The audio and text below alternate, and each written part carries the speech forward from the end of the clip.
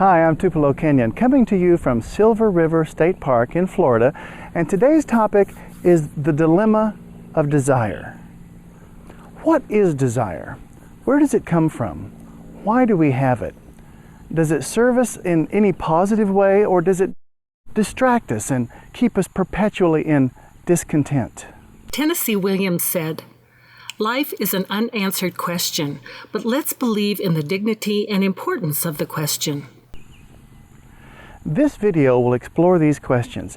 I won't pretend to have any ultimate answers that are true for all people and all time, but hopefully we can shed some light on important questions so that each of us can find our own answers. All men by nature desire to know. Aristotle. For centuries, Eastern religions taught that desire is something to be subjugated and overcome, an enemy that keeps people firmly in its grip. As a result of succumbing to desires, attention is directed outwardly, which makes it difficult to explore and attain the inner states of peace, attention, and enlightenment. On the surface, that always seemed somewhat plausible to me, even though I never felt that it covered the whole story of desire. What's the rest of the story? And how did this negative spin on desire grow into such widespread acceptance? We could call this negative spin the doctrine of desire. Ideas like this evolve over long periods of time, influenced by complex interplays of religion, politics, and the general awareness of people throughout history. For instance, imagine this scenario. You are a powerful priest and ruler of millions of people. You and your country are very wealthy, although the vast majority of your people are in poverty. You are happy with this arrangement, so you would be receptive to any ideas that you could endorse as official religious dogma that would support the status quo. How about this one? Desire is evil because it stirs discontent. The subjugation of desire keeps your subjects complacent, staring at their navels most of the time, looking up long enough only to scrape together enough money to pay taxes to you, their ruler and spiritual guide. Heaven forbid, what if all of your people embraced their desires and saw them not as evil, but as a tool to help them create a better life, rich in experience, personal satisfaction, and personal growth? What if this heresy of an idea caught on and naturally led to a life of abundance for anyone who learned to play by the rules of manifestation? You can have anything you want if you want it badly enough. You can be anything you want to be, do anything you set out to accomplish if you hold to that desire with singleness of purpose. William Adams. As more and more people became aware of the alternative to repressing desires, eventually their influence would be a factor. They would want to share what they've learned with others. As a result, it would be harder to control the masses. The people wouldn't have much use for a wealthy priest ruler, happy to live in opulence while his subjects groveled for crumbs. That position would quickly become obsolete. This hypothetical tyrant would be very motivated to endorse and enforce any official edict on desire that would safeguard his privileged position. Did this scenario really happen? I honestly don't know. Could it happen? If you've studied history much, you already know the answer. Perhaps this is all too devious. Instead, let's imagine you are a kindly, benevolent ruler, honestly interested in whatever is best for your people. You take a look around and notice that most of your people are poor in spite of your best efforts to share the wealth. You need something to make people feel better about their inability to pull themselves up by their bootstraps. How about this? Desire is to be ignored, eradicated from their lives, because trying and failing to manifest desires only makes your subjects feel inadequate, inferior, and ineffective. Without that pesky troublemaker desire, everyone is more content and happier, and peace reigns in the kingdom. Now let's explore some possibilities about the evolution of an idea. Other pieces of the puzzle of desire are education, technology, and expanding awareness. Globally speaking, education is relatively new compared to the total time humans have been on the planet. At first, only the rich and powerful had access to education, only the men, and only if your skin was a particular color. Only recently did education become an option for the masses. Some countries do it better than others, and we are only now beginning to recognize the repercussions of that. Jean Piaget said, "The principal goal of education is to create men who are capable of doing new things, not simply of repeating what other generations have done. Men who are creative, inventive, and discoverers." With increased education comes rapidly evolving technology. With better technology comes relief from tedious toil necessary just for the sake of survival. With that comes more free time for most people. With more free time, a few choose to direct attention toward personal development and the evolution of consciousness. These explorations bring to light new ideas, new experiences, and new ways of relating to old concepts, like desire, for instance. Only what we partly know already inspires us with a desire to know more. William James. Ideas and philosophies evolve over time as our capacity to understand increases. New ideas spread and grow quickly in the modern era of global communication technologies. If we remain content to continue thinking like we have for eons and remain content with the creations of our ancient ancestors, why have these huge brains of ours evolved? If we are content with the same thoughts as thousands of years ago, we could do that with the brain of a beagle. Every animal leaves traces of what he was. Man alone leaves traces of what he created. Jacob Bronowski. Why is it that as we grow older, we are so reluctant to change? It is not so much that new ideas are painful, for they are not. It is that old ideas are seldom entirely false, but have truth, great truth in them. The justification for conservatism is the desire to preserve the truths and standards of the past.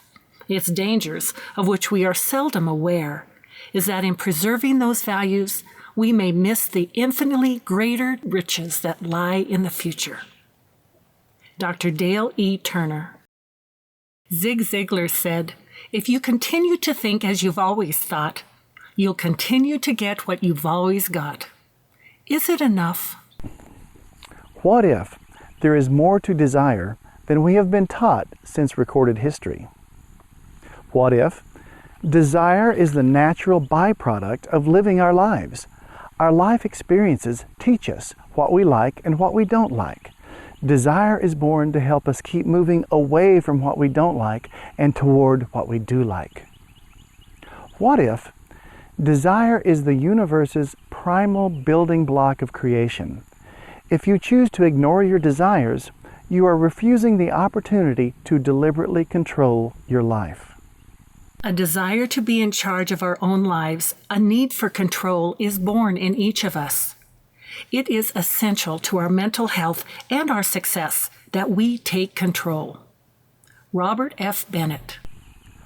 What if desire is what keeps the entire universe moving forward, continually recreating itself anew? Without desire, without any reason to expand and become more than what has been before, wouldn't the entire universe be complacent, forever content to stare at its own galactic navel? Johann Wolfgang van Goethe said, "Love and desire are the spirit's wings to great deeds." What if the universe is more than a gigantic accident, and it came into being on purpose, because of desire? What if we are each the center of the universe, on the leading edge of thought, and therefore on the leading edge of creation? Not the egotistical you and me, but the pure awareness of being, deep inside every one of us. What if our desires and our subsequent manifestations drive the mechanism of all creation and allow the universe to continually become more than it has ever been before? What if Our presence here is much more important than we realize, and we are co-creators with the universe itself. And the thing that triggers our participation on such a grand scale and spurs us on to help with the very expansion of the universe itself is known as desire. As you think, you travel, and as you love, you attract. You are today where your thoughts have brought you. You will be tomorrow where your thoughts take you. You cannot escape the results of your thoughts, but you can endure and learn, can accept and be glad. You will realize the vision, not the idle wish, of your heart, be it base or beautiful, or a mixture of both, for you will always gravitate towards that which you secretly most love. Into your hands will be placed the exact results of your thoughts. You will receive that which you earn, no more, no less. Whatever your present environment may be, you will fall, remain, or rise with your thoughts, your vision, your ideal. You will become as small as your controlling desire, as great as your dominant aspiration. James Allen. Then why does it seem so difficult for so many to manifest the objects of their desires? Why do we give up? Why do we settle for what is instead of going after what we want? Why doesn't deliberate manifestation seem to work for so many? For whatever reason, many people still want more, but they have convinced themselves they can't have it. There is no such thing as can't, only won't. If you're qualified, all it takes is a burning desire to accomplish, to make a change. Go forward, go backward. Whatever it takes, but you can't blame other people or society in general. It all comes from your mind. When we do the impossible, we realize we are special people. Jan Ashford. In order to avoid disappointment, many choose to rein in their desires. They choose the status quo. They choose to ignore the picture of their best life, blooming like a flower, deep inside. Oh, you weak, beautiful people who give up with such grace. What you need is someone to take hold of you, gently, with love, and hand your life back to you. Tennessee Williams. Many people feel like they've tried manifestation, but kept noticing it wasn't working. Their attention was repeatedly and continuously on the lack of their desire manifesting. Therefore, the law of attraction dutifully delivered exactly what they most often pictured. More time was spent thinking about what was missing in their lives than time spent visualizing the picture of what they wanted to create. Their balance of thought was on the lack of their desire, so that's exactly what they got. The lack of their desire. We want it, yes we do. Oh, yes we do. Or maybe not. The balance of our thought reflects exactly what we've got. Our destiny changes with our thought. We shall become what we wish to become, do what we wish to do, when our habitual thought corresponds with our desire. Orison Swett Marden. Therefore, attention should be focused on the thing itself. While feeling excited, happy, and exhilarated about it, inner guidance is saying, yes, these thoughts are in alignment with what is wanted and is being attracted to you like a magnet. These ideas were discussed in detail in another video entitled, How Do You Feel About Inner Guidance? Trusting your intuition means tuning in as deeply as you can to the energy you feel, following that energy moment to moment, trusting that it will lead you where you want to go and bring you everything you desire. Shakti Gawain. Why do our experiences with manifestation often seem so sluggish? In this day and age, much of the problem resulting in sluggish manifestation is overstimulation. We are so overwhelmed by so many choices, so much stimulation of thought. Very few pause long enough to determine what they really want. It takes concentration, and this is a skill in short supply in this age of fast-forward video and quick sound bites.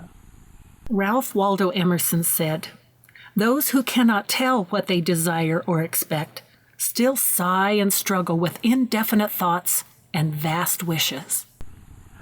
That's why it's so important to cultivate one-pointed resolve.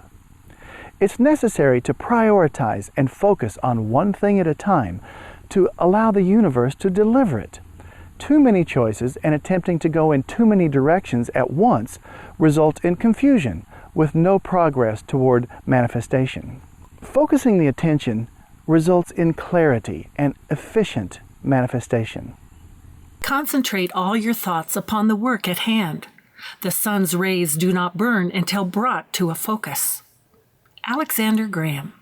If we don't invest conscious attention in the specifics of what we want, we are easily swept away by the current of endless choices that constantly bombard our senses. With so many choices clamoring for our attention, our personal power to manifest becomes confused, and we become mentally befuddled and emotionally frustrated. The man who does not learn early in life to focus his efforts, to centralize his power, will never achieve marked success in anything. O.S. Martin. Our attitude is, manifesting desires? Yeah, I tried that. Doesn't work. It just made me feel more frustrated for trying and failing. It's not that deliberate manifestation doesn't work, it's just that almost nobody knows how to do it. It's not part of our educational system. It's rarely even on our radar screen. Robert J. Collier said, "The great successful men of the world have used their imagination. They think ahead and create their mental picture in all its details, filling in here, adding a little there, altering this a bit and that a bit, but steadily building, steadily building." For those of us sincerely interested in learning these skills, the information is becoming available. The first step is the desire to learn more, then acting on it. No special talents are required. We are told that talent creates its own opportunities, but it sometimes seems that intense desire creates not only its own opportunities, but its own talents. Eric Hoffer. The principles of manifestation can be learned, and proficiency can be improved with practice. For how-to information, review my other videos entitled The Law of Attraction and The Subtle Side of Manifestation. The ideal life is in our blood and never will be still. Sad will be the day for any man when he becomes contented with the thoughts he is thinking and the deeds he is doing. Where there is not forever beating at the doors of his soul some great desire to do something larger, which he knows that he was meant and made to do. Phillips Brooks. You can get it if you really want. Yeah, you can get it if you really want. But you must try, try and try, try and try. And you'll succeed at last. That's from the song You Can Get It If You Really Want by Jimmy Cliff. The formula for making even our biggest dreams come true is simple, but our previous erroneous programming is stubborn. It takes determination and practice to get the hang of it. In the 1st century A.D., Epictetus said, "No great thing is created suddenly, any more than a bunch of grapes or a fig. If you tell me that you desire a fig, I answer you that there must be time. Let it first blossom, then bear fruit, then ripen." Here are 3 simplified steps to manifesting desire. Step 1. Deliberate intent. First, you must have a clear picture of what you want. Step 2. Attraction. Keep your thoughts on what you want, not on the absence of it and not on what you do not want. Accentuate the positive, which will generate positive emotion about it. Thought creates form, but it is feeling that gives vitality to thought. Paul Twitchell. What you see is what you get. So focus on your dreams. 'Cause if you picture what you dread, you'll create that instead. And step 3. allowance. Expect it, believe it, and feel good about it. Let it come to you.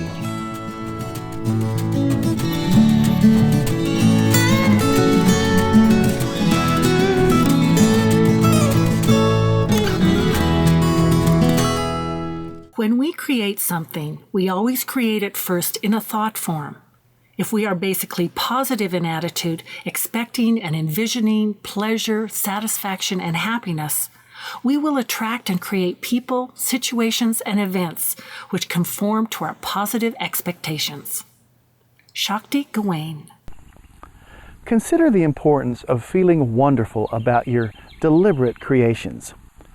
The receiving of the object of your desire brings a very satisfying feeling of contentment. This rush of positive emotion is a clear signal from your broader perspective that your accomplishment is in line with who you really are and your deepest sense of direction. You are what your deep driving desire is. As your deep driving desire is, so is your will. As your will is, so is your deed. As your deed is, so is your destiny. Maitri Upanishads, from about 800 BC. This is very different than the contentment felt by the person trained to pull out his desires by the roots like weeds and dispose of them. The contentment of successfully taking a desire into manifestation is an experience of personal power working in concert with the laws of the universe. Such a profound feeling of connectedness to the creative power is difficult to ignore. It's only natural to want to experience more co-creation. Helen Keller said, "It is for us to pray not for tasks equal to our powers, but for powers equal to our tasks, to go forward with a great desire forever beating at the door of our hearts as we travel toward our distant goal." Perhaps our hypothetical priest ruler at the beginning of this video experienced this rush of contentment as he learned to manifest his desires. Perhaps it played a part in his rising to power. Perhaps he didn't have the consciousness to recognize that it's the birthright of each and every one of us. Perhaps he did and simply didn't have the moral fiber to admit it to himself and teach it to his followers. Or perhaps he was right, and this business of desire and creation by deliberate intent is only for the privileged few. It's your decision, and however you decide, that creates your reality. Henry Ford said, "Think you can, think you can't. Either way, you're right." And that's the dilemma of desire. Our deepest fear is not that we are inadequate. Our deepest fear is that we are powerful beyond measure. It is our light, not our darkness, that most frightens us. We ask ourselves, who am I to be brilliant, gorgeous, talented, and fabulous? Actually, who are you not to be? You are a child of God. Your playing small does not serve the world. There is nothing enlightened about shrinking so that other people won't feel insecure about you. We were born to manifest the glory of God that is within us. It's not just in some of us, it's in everyone. And as we let our own light shine, we unconsciously give other people permission to do the same. As we are liberated from our own fear, our presence automatically liberates others. Marianne Williamson. So give yourself permission to shine bright, dream big, and have fun with possibility thinking. Don't be afraid of big dreams and grand desires, but embrace them. Approach your dreams and desires in the spirit of what if? What if desire really is the engine that drives the expansion of all things, including the universe itself? I'm Tupelo Kenyon. Thanks for tuning in. The universe is very full of little more than space. Although a billion, zillion stars brighten up the place. From here to anywhere out there just seems so far to me. Still, galaxies and solar systems spin in harmony. and even tiny atoms are mostly empty space. Electrons orbit neutrons at any time and place. From here to anywhere in there just seems so far to me. Still, atoms, quarks, and molecules spin in harmony. The order of the universe remains within, without. And it doesn't seem that different, looking in or looking out. The atoms spin like solar systems on a smaller scale, and the eye of the beholder make them grandiose or pale. And what if it's all just the same, apart by space and time, and regardless of our thought, remains the reason and the rhyme? And what if distant starlight, shining in the endless sky,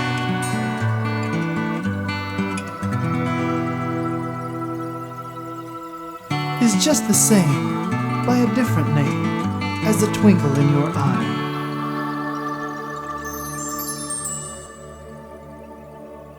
It's the same old time that it always has been. Same old time it's going to be. Every time that I can remember to notice, now's the time it's dawning on me. Sunrise